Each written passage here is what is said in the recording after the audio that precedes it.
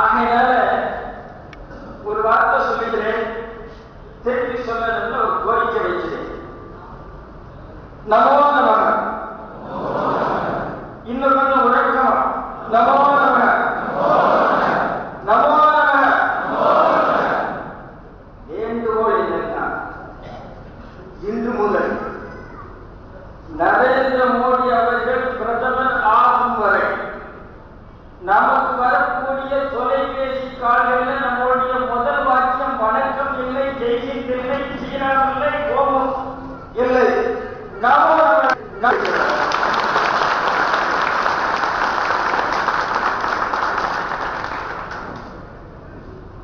யுத்த களத்திலிருந்து தேர்தல் களத்துக்கு இருந்து ராணுவ அதிகாரிகள்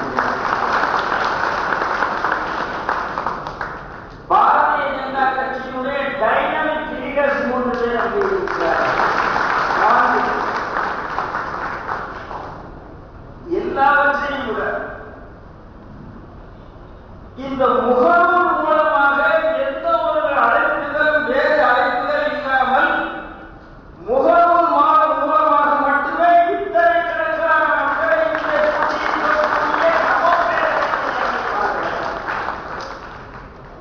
பெரியவர்களை பார்க்கிறார்.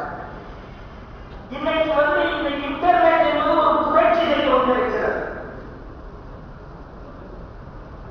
நரேந்திர மோடியினுடைய ட்விட்டருடைய ஃபாலோவர்ஸ் நம்பர் 31 லட்சம். 31 லட்சம் பேர் நரேந்திர மோடி என்ன சொல்கிறார் என்பதை தினசரி ஃபாலோ செய்து கொண்டிருக்கிறார்கள். உலகம் முழுக்க கற்பனை பண்ண முடியாத ஒரு ஆளை எவ்வளவு தூரம் ரீச் பண்ண முடியும். இது விவேகானந்த சுவாமிகளுடைய 150வது ஆண்டு விழா. நரேந்திர விவேகானந்தர் has reborn as Narendra Modi.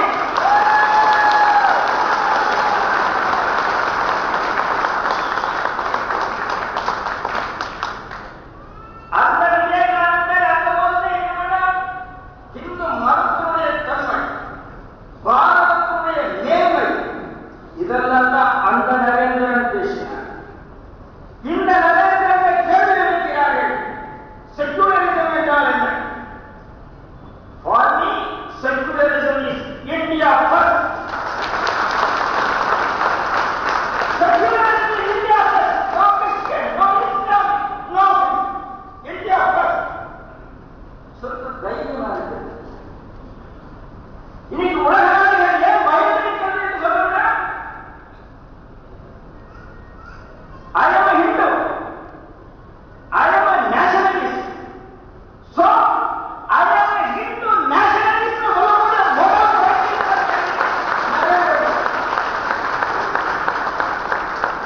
இந்த நாட்டுடைய முதல் பிரைம் மினிஸ்டர் என்ன சொன்னார்? By accident I am a Hindu. By education I am a Christian. By culture I am a Muslim என்று சொன்னார்.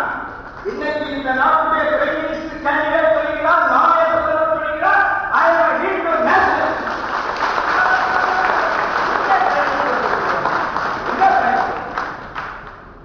இந்த தைரியம் தப்பு என்கிறது. பாரதிய ஜனதா கட்சி 1988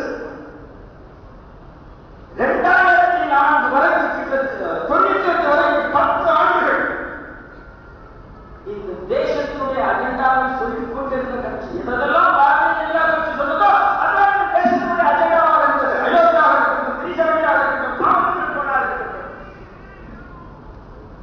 துரதிர்ஷ்டவசமாக பாரதிய ஜனதா கட்சி சொன்ன அஜெண்டா ஏதோ காரணங்களால் அஜெண்டா டிக்டேட் பண்ணிக் கொண்டிருந்த பாரதிய ஜனதா கட்சி அந்த இடத்திலிருந்து சற்றே சறுக்கி 2004 2009 அஜெண்டா சொல்லக்கூடிய கட்சியாக காங்கிரஸ் கட்சி என்பது பாரதிய ஜனதா கட்சி ரியாக்ஷனரியாக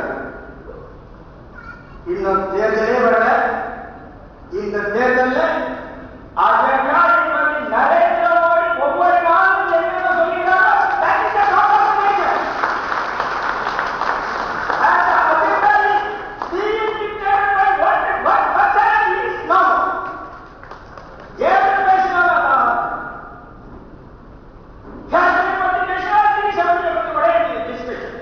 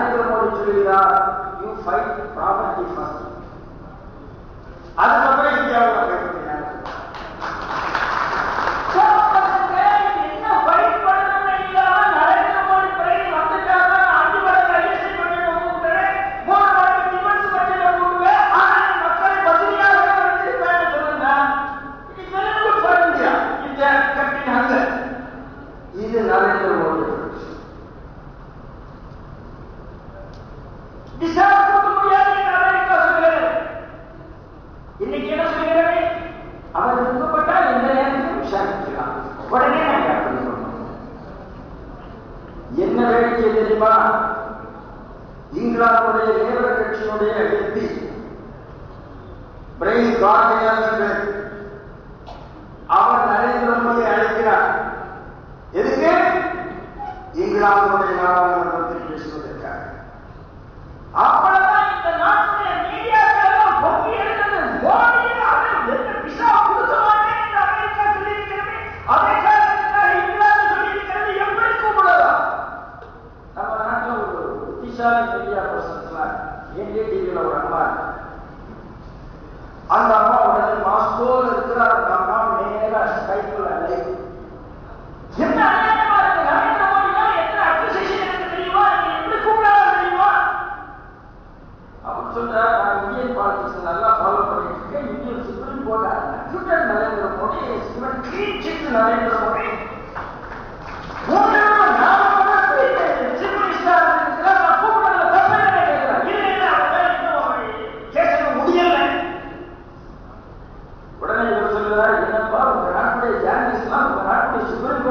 மாட்டீங்களா? இவ்வளவு மட்டமான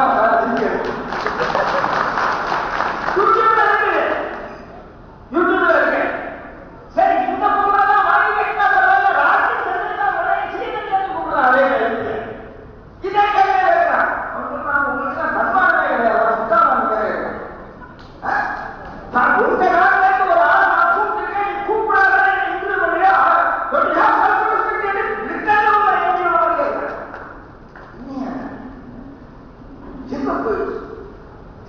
வாஜ்பாய் அவர்கள் தன்னுடைய ஆட்சியில ஒரு பொக்கரான ஒரே ஒரு அதுக்கப்புறம் இந்தியாவுடைய சூழ்நிலையா மாறிப்போச்சு.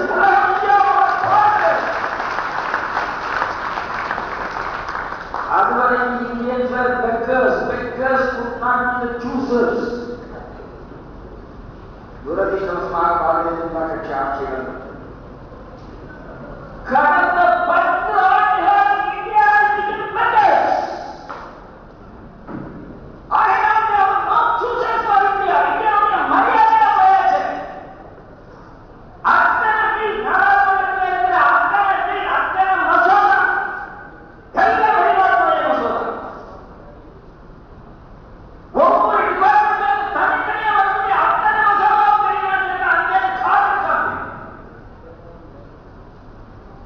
இன்றைக்கு அதையெல்லாம் மாறி இருக்கிறது.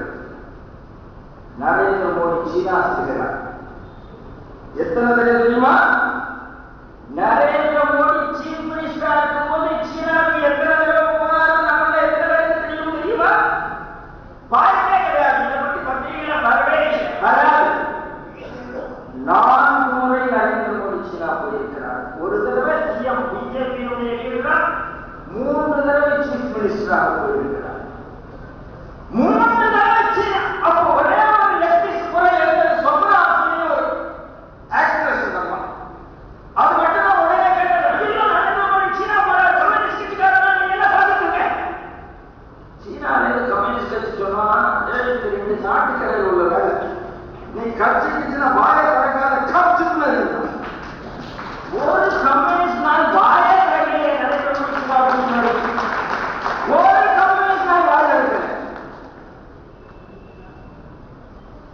இவன் தான் மோடியை பற்றி எல்லாம் பேசிக்கிட்டு இருக்கான். அன்னைக்கு அந்த புகையை வந்து கவனிக்கிட்டு அப்படி கட்ட போகலாம் அடிக்க போகல. இருந்தாலும் கூட காட்சி அப்படித்தான் இருக்கிறது. இன்னைக்கு நரேந்திர மோடி எது சொல்கிறாரோ 2 விஷயத்தில் தெளிவுபடுத்தி விடுகிறார். இன்னைக்கு Narendra Modi has made a vertical split.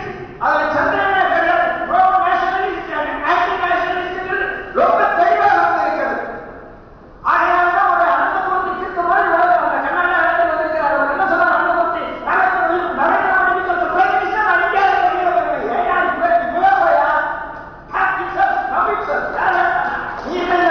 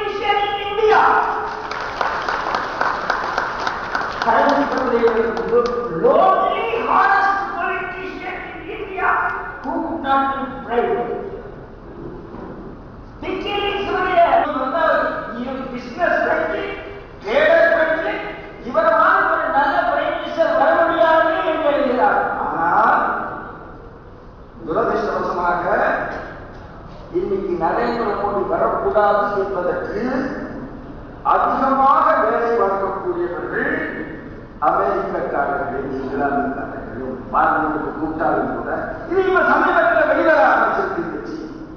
காரணம் என்ன? ஒரு காரணம் பேசுகிறார். நரேந்திர மோடி ஹிந்து நேஷனலிஸ்ட் என்று சொல்லிவிட்டார். ஆகையினால இவர் பிரைம் மினிஸ்டரானா எங்களுடைய கன்வர்ஷன் பட்ஜெட் பல மடங்கு கூட வேண்டி இருக்கிறது. அதனால நரேந்திர மோடி சொன்னார். இப்போ கன்வர்ஷன் பட்ஜெட் இந்தியாவில் ரொம்ப ஈஸியா இருக்கிறது அப்படின்னு அவர் கொடுக்கிறார். ஆகையினால நரேந்திர மோடி பிரைம் மினிஸ்டராக தமிழ் செய்யலாம் சொல்லி விடுவார்கள். நான் ஒரே ஒரு விஷயத்தை சொல்லிவிட்டு படித்தேன். இந்தியாவில் 60 கோடி பேர் விவசாயிகள். இன்னைக்கு குஜராத்தில் இருக்கிற விவசாயத்தினுடைய முன்னேற்றம் எவ்வளவு தெரியுமா? குஜராத்தில் agriculture is 11% and the average Indian agriculture. சரி, எல்லா இடத்திலும் விவசாயத்தினால் நாம் நிலங்களை இழந்து கொண்டிருக்கிறோம். எங்க கண்டு வந்தாலும் அதானே புதுசா ஒரு கண்டு பார்த்தா தேவையான அக்ரிகல்ச்சர் லைனோட கலர் தான். அக்ரிகல்ச்சருக்கு கலரே ஒரு கலர் வச்சிருவோம். அது ஹேபிடேஷன் லேண்டா மாறிடுச்சு. ஆனால் குஜராத் நாடு கடந்த 10 வருஷத்துல அக்ரிகல்ச்சர் லைன் 40% கூடியிருக்கிறது. 40%. என்ன பிரச்சனை? சோனியா அம்மையாருடைய கனவு திட்டம்னு ஒரு திட்டம் வந்தது. அது பில் பாஸ் ஆச்சு. அது பேர் ஃபுட் செக்யூரிட்டி ஆக்ட் என்று பெயர். அதுக்கான செலவு 2 லட்சம் கோடி ரூபாய், 1.25 லட்சம் கோடி ரூபாய். இந்த நாட்டுடைய பட்ஜெட் 14 லட்சம் கோடி ரூபாய்.